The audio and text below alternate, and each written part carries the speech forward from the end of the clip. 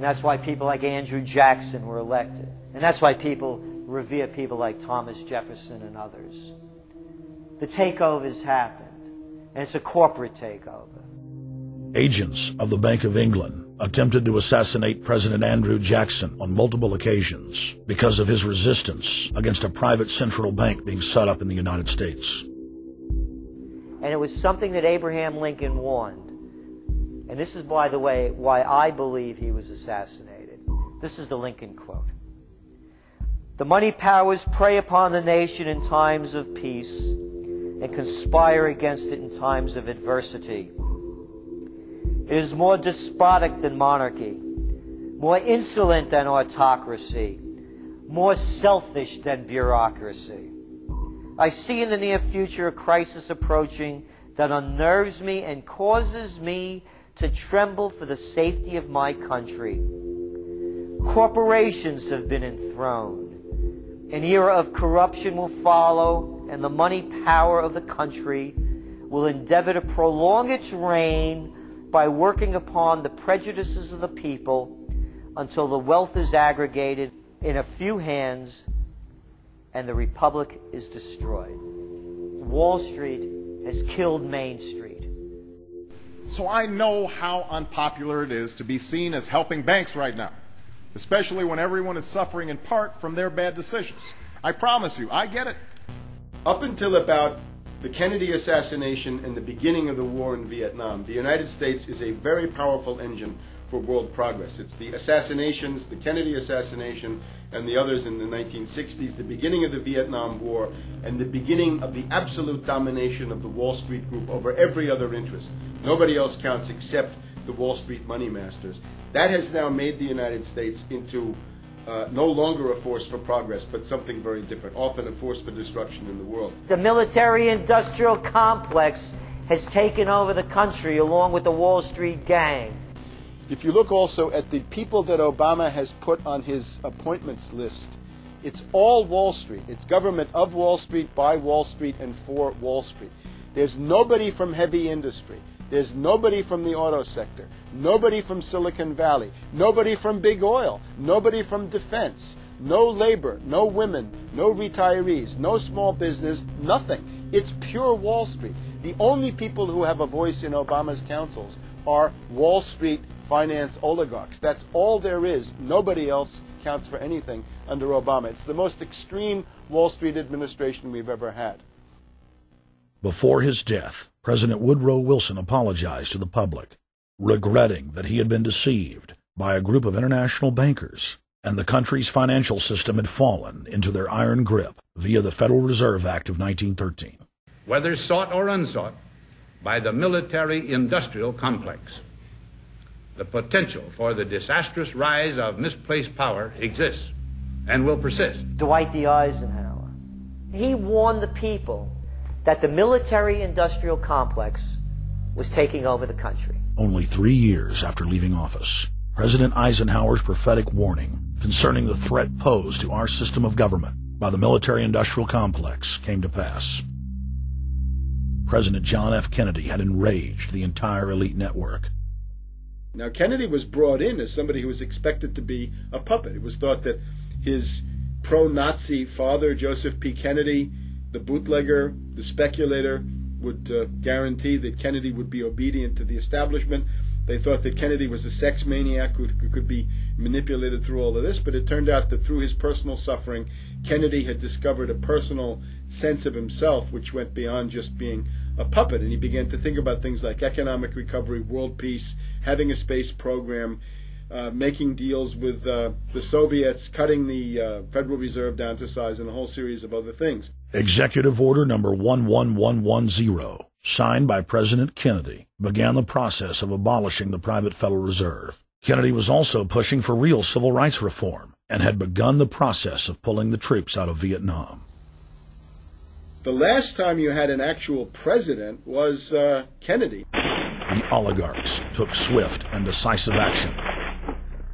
When John Kennedy attempted to take the government back from the robber barons, he was brutally murdered. The message to future U.S. presidents and leaders across the world was clear: do as you're told or die. John Fitzgerald Kennedy was the last true president of the United States. And until the globalists are removed from power, we will never have another real one. The other thing about the American presidency you've got to remember is that this is a puppet post. It's automatically going to be a puppet post. The idea that Obama is somebody who's going to come in and exercise real authority when he's obviously been chosen and given everything that he's got by these financiers.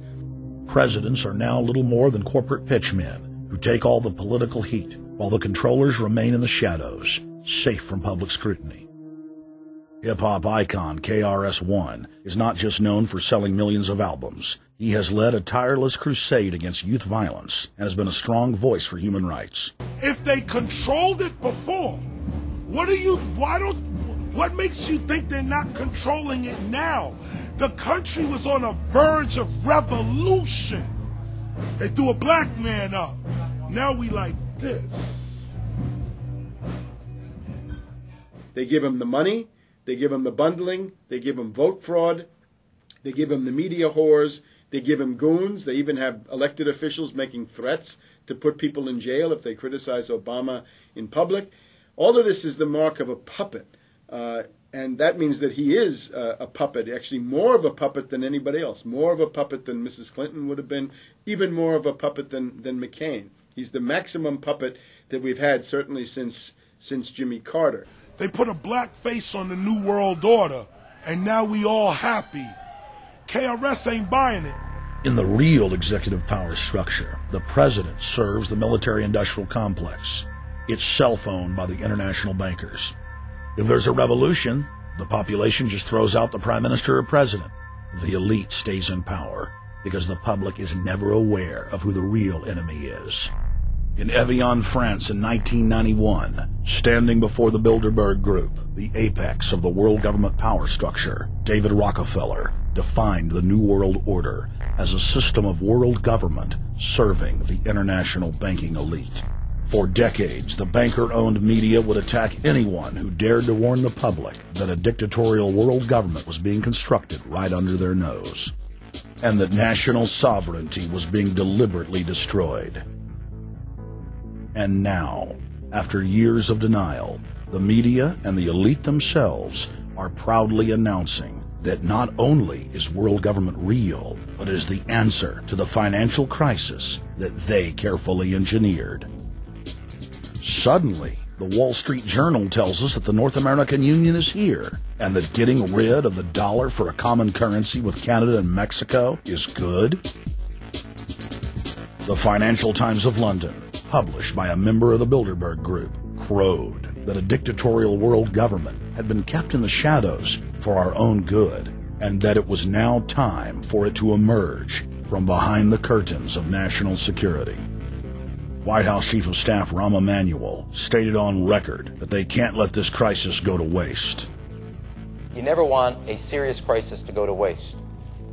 And what I mean by that, it's an opportunity to do things that you think you could not do before. And Henry Kissinger, who gave Barack Obama his first job out of college, told national television that the economic collapse was a great opportunity to bring in the New World Order. He went on to say that Barack Obama was the perfect person to sell it to the world. But he can give a new impetus to American foreign policy, partly because the reception of him is so extraordinary around the world. I think his task will be to develop an overall strategy for America in this period when really a new world order can be created. It's a great opportunity. It isn't such a crisis. In June of 2006, our team traveled to Ottawa, Canada, to gather intelligence on the shadow government's agenda for the coming years. I think that's the Queen. Investigative journalist and best-selling author Daniel Estulin had been tracking the Bilderberg Group for more than 16 years. His moles inside Bilderberg informed him that the elite were planning to first run the price of gas up to $150 a barrel, unimaginable in 2006. He also reported that after suckering the middle class back into the stock market, the group was going to implode the subprime mortgage market and destroy public confidence. Well, one of the